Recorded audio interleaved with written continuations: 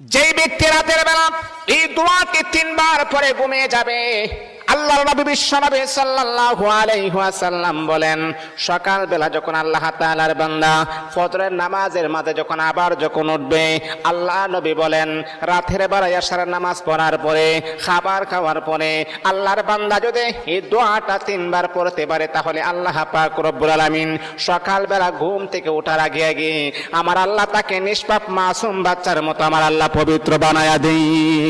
দোয়াটা সবাই আমরা জানি, আমরা সবাই কিন্তু দোয়াটা জানি, কিন্তু আমরা আমলটা করি না। দোয়াটা হলো আস্তাগফিরুল্লাহাল্লাযী লা ইলাহা ইল্লা হুয়াল হাইয়ুল কাইয়্যুম ওয়া আতুবু ইলাইহি লা হাওলা ওয়ালা কুওয়াতা ইল্লা বিল্লাহিল আলিয়্যিল আযীম। 3 বার যদি আপনি পড়তে পারি, ইনশাআল্লাহ আল্লাহ পাক রব্বুল আলামিন আমার আপনার জীবনের সমস্ত গুনাহগুলোকে আমার আল্লাহ ক্ষমা করে দিবেন।